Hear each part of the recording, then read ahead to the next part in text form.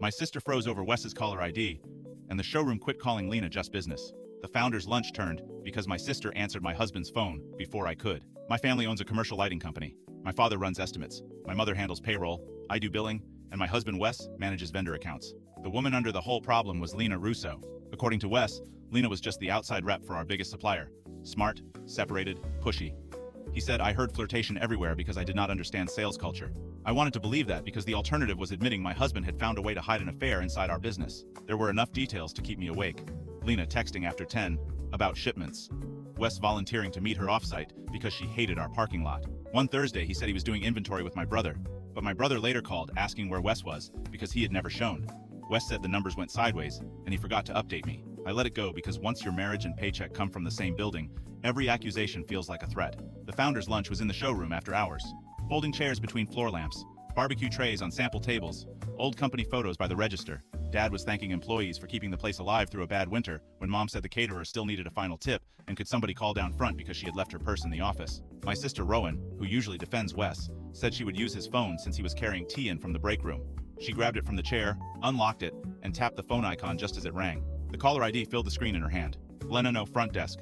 Rowan did not answer it. She just stared. The room was quiet enough that Dad asked what was wrong. Rowan turned the phone toward him before I could move. My mother saw the name and froze with the paper plate still in her hands. Wes came back in, saw the screen, and said too fast, "That's not what it sounds like." That was the turn. Until then, people could still tell themselves I had been edgy about a vendor rep and late work hours. Once no front desk lit up, the whole room had to deal with the fact that he had built a hidden route for one woman around the place my parents paid for. Wes said the label only meant Lena hated walking through reception. He said he said it after she got stuck outside during a rainstorm and called him instead of the office. That might have held if Rowan had not asked why a vendor rep needed a private access note on his personal phone instead of a normal company contact. Then Lena called again. Same name, same screen. Dad said, "Put it on speaker." Wes refused. He said everybody was turning one stupid contact label into a cheating trial in front of employees and relatives. Maybe that was true. Maybe no front desk was only bad judgment with a guilty accent. What nobody in that showroom could argue with was that he hid her in a way designed to keep me and my family from seeing how often she came through him. I asked one question. If Lena is just business, why does she need a special path around the front of the company and around me? He did not answer quickly enough. He took the phone from Rowan and declined the call. My mother put the plates down. Dad set the microphone on the sample counter and said nobody was discussing client relations anymore. Rowan, who had spent months telling me I was too suspicious, said quietly. He made it private on purpose.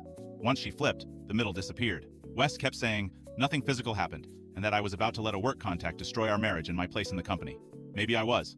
It still did not save him. By the time the barbecue got cold, my father had pulled him off vendor meetings, and my family was no longer asking why Lena bothered me. They were asking how long no front desk had really meant not where my wife can see.